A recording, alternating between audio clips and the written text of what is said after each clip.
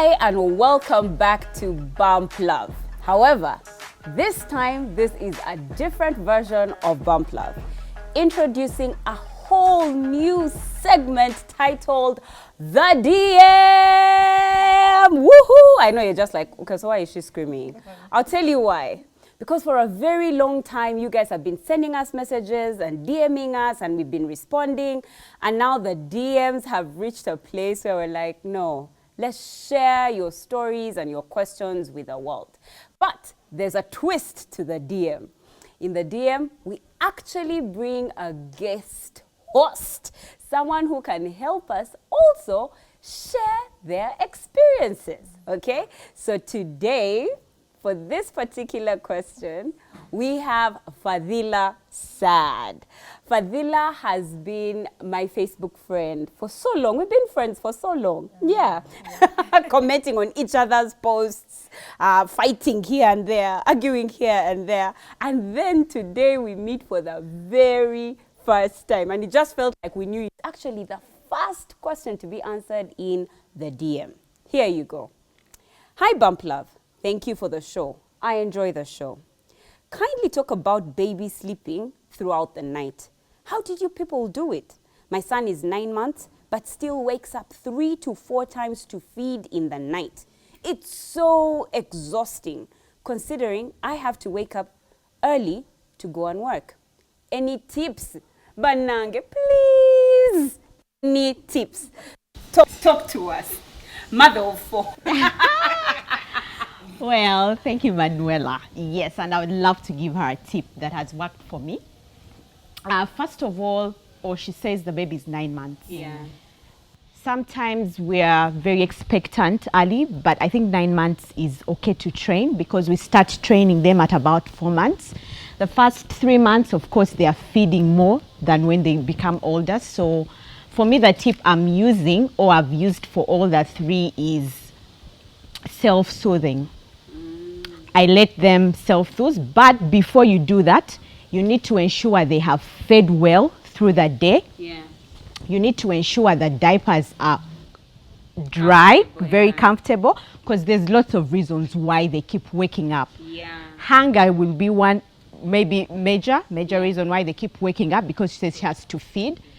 Sometimes it's hot in the night and you're covering them with warmers and there's a blanket added. Yeah. So all these things we need to put in perspective. Yeah.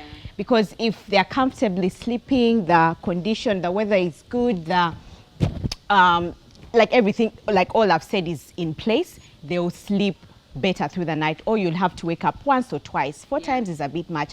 But when you're self-soothing, you need to make sure those are put in place. Because what I do for Zara lately, because she's the baby I have now, I make sure she's had a good bath. She has fed well, for starters, before bedtime. She has fed fully. She's full. Then when she does her bath, I massage her so that she's comfortable. Before because then I know she will sleep better. There are times she wakes up just once. If she's not very comfortable, she'll wake up maybe twice. And that's what she's doing now that she's 6 months. She sleeps better lately because I'm putting all those in perspective.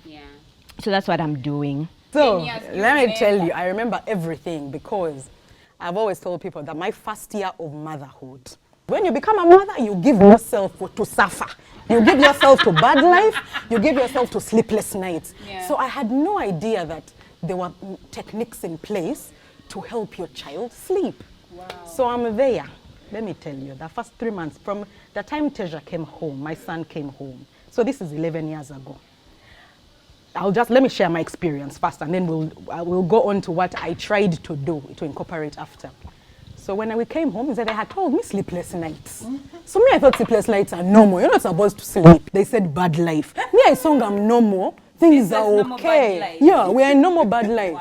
Until I reached a point where I couldn't think, I couldn't eat, I couldn't do anything. Like I was just there, and he would be on the boob, and trying to. So I think that's the self-soothe that would be happening. Like he's trying to soothe himself, okay, not self, on my boob. Then he eats a lot, then he throws up. We start from square one, you guys. We used to sleep at 3. Actually, if my son goes out in the night and cannot sleep after 3, I'll know where it came from. We would sleep at 3 a.m. I used to be in a bad life. One day, I don't remember who I shared with sometime. I was like, you guys, so this is what really happened. I first dropped the boy. And then I think something must have happened in that instance. And then he fed and then slept. I was so hot. Please note, I will be naked because breastfeeding also makes you hot. Yes. I lay myself there on the tiles of the bathroom to sleep. I swear it was like 2 seconds after the boy woke up. I called someone. I don't remember who. So this is a long time ago, so I'm not really sure how it happened. I called somebody, and then Fadila came into the picture at that time. She sent me to her sister, who had a book of a sleep training technique. And so when I was so desperate. I could call anyone. Even if you had given me the number of a plant, I would have called it. I called her sister. Her sister told me I have this book, but I don't know how to get I told her, I'm really desperate. Assist me. She went to her office the next day, photocopied for me book page by page, gave it to a boarder who delivered it to my home in Ntinda. I read the book. The book had a very slightly controversial method where it was initially called cry it out, where you would put the child down in their crib. After ticking off all those boxes, it was very careful to note, make sure the diaper is dry, make sure the child is fed, make sure the child is okay, make sure the baby is fine. Put the child down and allow the child to learn that you're not going to be there all the time. Swaddle and leave the child in the bed. Yeah. The baby would cry. I said, I don't care, because either way one of us was going to die. So if you're the one going to cry, you cry. I'll leave him in the crib. Then I kept reading. Then they tell you, go back. You have to establish a routine that would start like an hour. This took like 2 weeks. So this method was archaic, to be honest. How and old it's improved was he over time. He was exactly 3 months. I was going back to work. Oh, okay. Yeah, so it was between the 3rd and 4th month now. So imagine 3 months I was in bad life. He was coming to 4 months. And then, so this method it's an actual... It's an actual, but it's a method, but it has improved over time, and Fadila, I'm sure, is going to share with us the improvements, because mine was really military style. I shared it with a few other people. There's only one person who I shared that method with who was strong enough to use it. High vet. And the funny thing is that she was the most, on my list, most likely to fail. But somehow she used it, and when you like sleep, when you want to sleep, you have no choice. So the method was called Cry It Out. You can Google it and see what it's about, but don't use it. Let Fadila share with us the really much more improved version of that sleep training technique. But then after that, we slept. You slept. Some of us entertain our children at night. The child wakes up, you switch on all the lights, kubanga, you don't see. So then you're like, shh. Then you get your laptop, you put on a movie because you're like, I have to stay awake, I'm bored. Then the phone is your face. You have to make night feeds so boring that they're like, why do I wake up? And then the day feeds, you add in, it's like a parrot. So they're like, man, there's a time when I wake up, things are boring. There's a time I wake up and things are so happening. much fun. So you help them tell the difference between night and day. And then as time goes on, like by 9 months, you start to dilute the milk more and more, because many times kids are not necessarily hungry. Sometimes the truth is they are just thirsty. So dilute the milk, dilute the milk, dilute the milk, dilute. So night becomes so boring, even the milk becomes different. Color I eat, but even they are not talking, they are feeding me in the dark. Well, if you can't dilute and you're not breastfeeding, for me I wasn't breastfeeding, so that experience I won't even lie. But for the ones of us who bottle feed, dilute the milk, dilute until one day you're giving water and they're just like, it's okay, you keep your milk. So how many times were you doing that in the night? So in the beginning, I used to do it a lot, because remember I was doing it every 2 hours, because I know kids have to take something every 2 hours by like the 3rd, 4th month. But like by 5th month, I started mixing water. As for when they started taking solids, the introduction of water, I think they were like, this is water. with drops of milk, but not milk with drops of water. So really night feeds became so boring, it made no sense. Now when that happened, Blake and Bianca used to drink milk. That last one, after they've been massaged, I think they were like, this is our last option. They would 900 ml, 1,800 ml, two of those be big and game them. Wow. And then I would never hear from them. If I don't get up to change the diaper, I wake up with the 180 ml. No, you know they do. It's 180, 360, 10. 360. Sorry, no, it was a most. I thought it was 360. Still 210? I think the biggest bottle is 340. 340. Yeah, that so is they would game like two of Yeah, those. those Avent bottles. 980. They'll take two swiftly, and both of them at that. What? So now they knew this is it. This is the meal for the night. Yeah, but Let us it sleep. involved making the night boring, diluting milk, and giving them that whole entire process of now we are going to Yeah. Bed. A routine is The really routine. key. Yeah. Yeah. So, Fadila, the creator and the proprietor Of sleep training. of sleep training, Actually- mother of 5. Actually, for me, my journey did not start with all the 5. In the beginning, I was just like Pumla.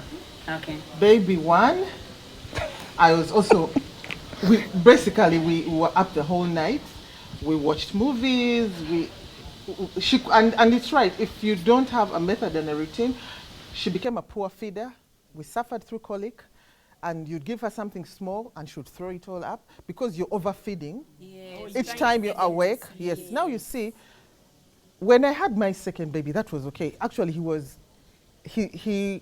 I didn't even use any method on him. As soon as you'd feed him, he would sleep and wake up. He would sleep through the night from day 1. Yeah. It was when I was expecting twins. That's when I sat and said, okay, the first one, I don't think I'll be second time lucky. Yeah. And these are 2. Yeah. So I decided to do some research.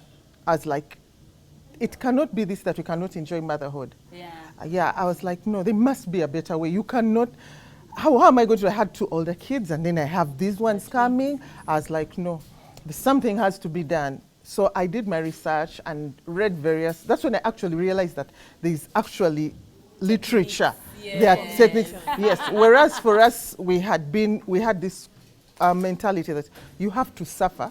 You have to, because our parents used to tell us, I suffered with you, I stayed up work. So for a mother like the one who was inboxed you, who is talking about a 9 months old, 9 months is a child has gotten into a habit. Yeah. And that habit is an association. They associate sleep with being rocked, being held, and sometimes these habits, us mothers, it's an emotional time.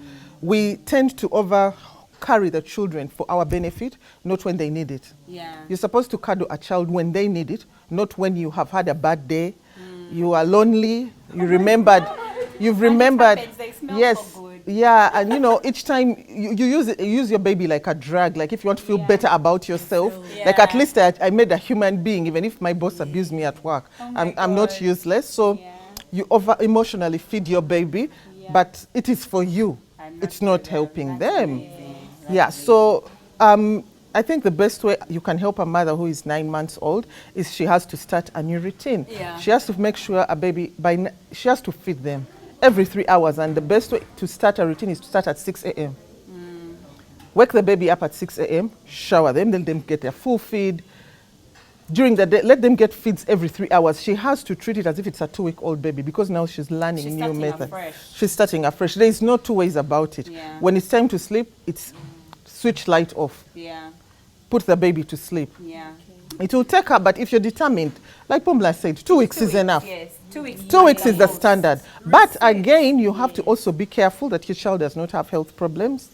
Maybe they are not feeding well because of underlying conditions. Before you attempt any method with your child, first take them to a pediatrician. Check their weight. By 5 months, your child should have more than double, triple their birth weight. Yeah. If you have an underweight child and they're not sleeping, now those are symptoms of other things. Yeah. If you have a child who specifically is not feeding because they hate the milk, there are so many underlying things. It's not black and white. Before you start taking on these popular methods which worked for us, go and see a pediatrician, share with them your issues. Let them check and make sure your baby is in good health. Yeah. Because you're going to leave your baby to cry out at night and they'll choke to to death, yeah, you're right. yes, and these are not good things, and then it basically ruins motherhood for everyone. Yeah, so first take your baby, make sure they are healthy, they are perfect, their gut is okay, they have no wounds, they have no infections, they have no tummy problems that are making them cry at night. Because the good thing with a routine, that's why it's good to establish a routine from day one. You learn to differentiate between the cry for hunger, cry for attention, cry for discomfort, cry of boredom, and then there's cry for pain, because my babies used to sleep so well, but one night one of them cried the whole night. Immediately I knew there's something wrong, and it was an ear infection. Because I could notice she kept crying while tugging at her ear. I knew this is not hunger, but you cannot tell if you do not start from the beginning. If you're the kind of people who do housework at night, that also it Excitement in the exactly night. yes Cleaning the wardrobe. exactly. If that is the time you choose to make long distance calls and call people, of course the baby is going to wake up. There are so many underlying reasons why the baby will not sleep at night, and you have to tick those boxes and check yourself before you think the problem is with your baby. Because these are just, they know nothing. For them, they are just responding to you. So before you go into all these methods we are discussing, you may be feeding your child well, your child may be healthy, but you're one of those people who need to sleep with music and you share a bedroom with your child. Maybe check your child bedding. Maybe there are doo-doos in there. Why aren't they sleeping? Maybe they are bed bugs. Maybe they are bed bugs. They are mites. I hadn't thought about that. You see, there are so many reasons a child will not sleep at night other than feeding and sleep associations. Another thing, these methods of rocking a child. Those are things you have to first cancel out. I actually rarely used to carry the babies, but now they grow up to be healthy. One thing people have to understand, babies hate being carried. That's discomfort. You minimize visitors in the first month. Things of carrying babies, it makes, if you notice, if you carry a baby a lot when they're young, they become so irritable in the evening, and it's very difficult to put them down. That touching is not good. It makes them hot. So Thank God for coronavirus. so that's the best thing I can share for now. Thank you so much, Fadila. So much wisdom. welcome. She's clearly had 5 babies. Brenda, I really hope the advice that you've had from here will work for you. Let us know how it goes. Go try it out and tell us, DM us. Tell us that, well, guys, this worked or it didn't. Because here's the thing, guys. Mom life ain't bad life. Mothering ain't suffering. So if you have a problem, DM us on any of our social media platforms at BumpLoveUG. That's YouTube, Instagram, Twitter, or Facebook. We're here for you at the DM. Until next time, with love from Bump Love.